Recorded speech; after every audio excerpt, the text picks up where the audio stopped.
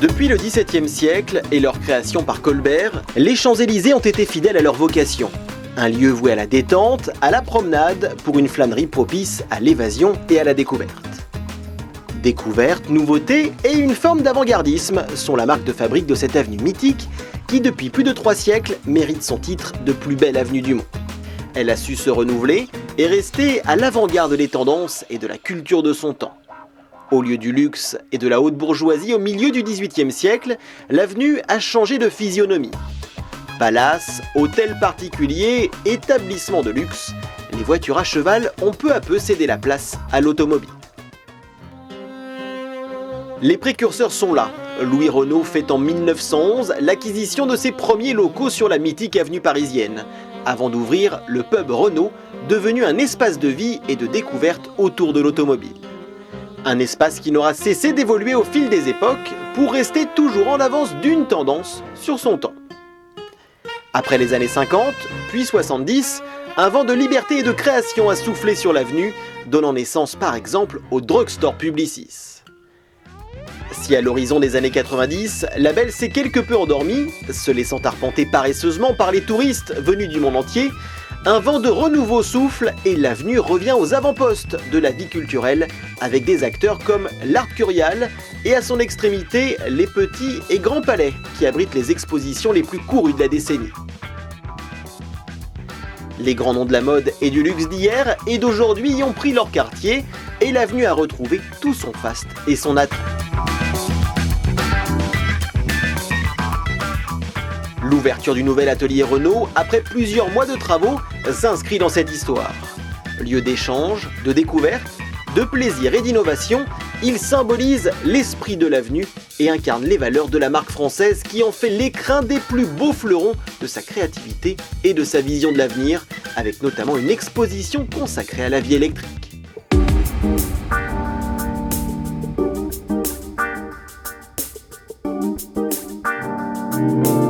La soirée d'ouverture était l'occasion parfaite pour découvrir les nouveautés de cet espace rénové, toujours ancré dans son illustre passé, mais aussi tourné vers l'avenir et l'innovation. Des souvenirs qui ont marqué jusqu'au designer de la marque, Lorenz Vandenacker, bercé depuis son enfance par la présence de Renault sur les Champs-Élysées. Quand j'étais jeune, mes parents m'ont toujours amené aux Champs-Élysées à Paris. Alors je me souviens de l'atelier Renault déjà quand j'étais petit parce que j'étais vraiment passionné de Renault et passionné de voitures. Et récemment, naturellement, quand j'ai vu le Renault Désir dans l'atelier pour la première fois, je pense que c'était à Noël l'année dernière, c'était vraiment un moment ému pour moi. Alors c'était très bien.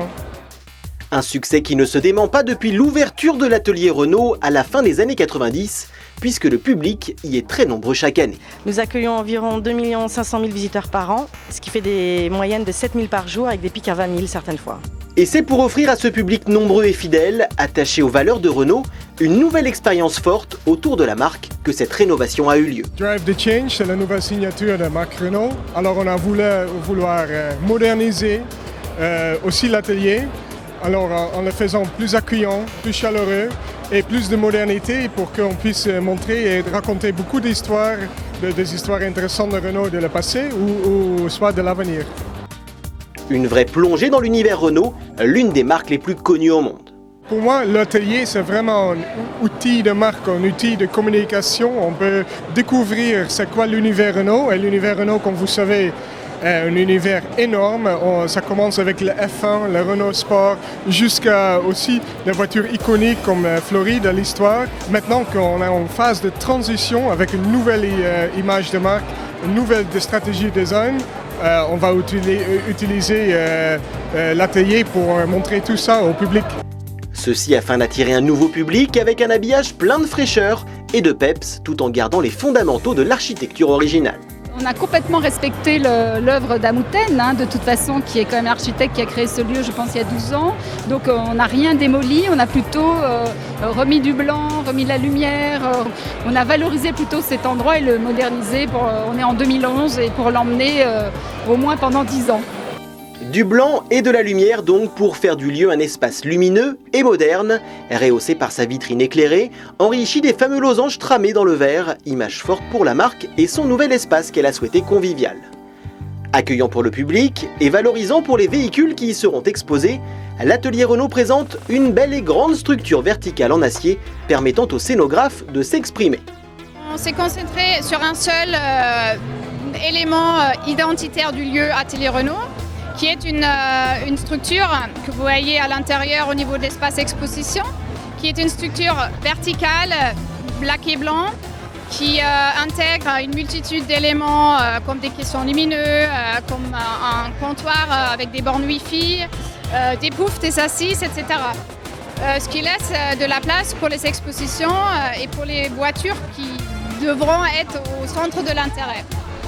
Une structure qui permet donc de faire le lien entre le rez-de-chaussée de l'atelier, espace d'exposition des véhicules de la marque, et le restaurant.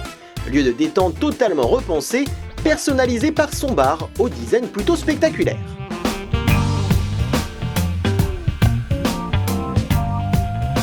L'intention première, c'était vraiment d'attirer un nouveau public dans ce bar et dans ce restaurant, et puis aussi que les visiteurs qui viennent à l'atelier Renault pour voir les expositions soient un peu moins timides et osent monter en fait au bar. Donc l'atelier nous a vraiment demandé de travailler sur un bar qui soit très fort, avec un fort impact visuel qu'on voit de l'extérieur et ensuite dès l'entrée de l'atelier. Donc c'est pour ça qu'on a cherché à travailler ce bar qui est très emblématique et qui représente bien le design Renault, parce qu'on retrouve un des premiers dessins qui avait été fait sur la voiture Désir par un designer de chez Renault. Ensuite, pour le restaurant, il y avait plusieurs choses. À la fois revaloriser toute cette mezzanine et cet espace VIP qui était un peu délaissé par la clientèle du restaurant, pour en faire vraiment un lieu un peu cocon, où les gens se sentent bien, où il y a une ambiance un peu cosy, confortable. Une identité de marque déclinée jusque dans les couverts du restaurant et de sa carte. Le café Renault où l'on peut déguster les pâtisseries d'Arnaud Larreur, meilleur ouvrier de France, qui innove dans ce lieu en proposant une carte gourmande et novatrice. Et on a validé 5 ou 6 produits qui sont vraiment, je dirais, à l'image de Renault, avec l'élégance et de la finesse en bouche. Je suis en train de travailler spécialement pour Renault sur une pâtisserie qui sera, on va dire, à la carte à la rentrée, début septembre. Ça sera une exclusivité Renault. Une image novatrice que Renault entend faire passer au travers des expositions qui seront présentées régulièrement dans l'espace dédié au rez-de-chaussée.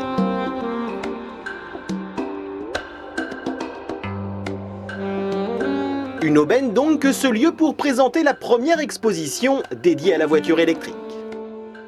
Chez Renault, on a le luxe de pouvoir offrir une gamme large de voitures électriques. Alors ça commence avec une Kangoo Z2, un Fluence Z2, des voitures très élégantes. On a même de l'autre côté une voiture très progressive et innovante comme le Twizy, faite pour une ville métropolitaine comme Paris. Avec ça, on va créer vraiment une voiture avec une nouvelle technologie, mais assez rassurante pour que les gens puissent être à l'aise avec cette nouvelle technologie. Et pour l'identifier, on va utiliser une très spéciale chrome bleuté pour le logo, les phares. Alors c'est vraiment identifiant, mais assez subtil.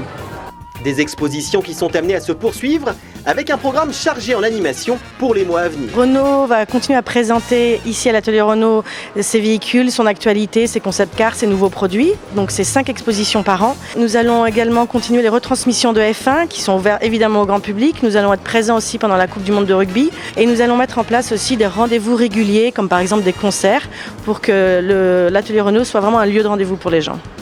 Ça évoque d'abord l'héritage de la marque, ça évoque une continuité et notre capacité à exprimer sur la plus belle avenue du monde nos valeurs, et notamment nos valeurs en relation avec l'environnement, le plaisir automobile, la liberté de l'usage de l'automobile. Donc ça évoque beaucoup de choses profondes et importantes.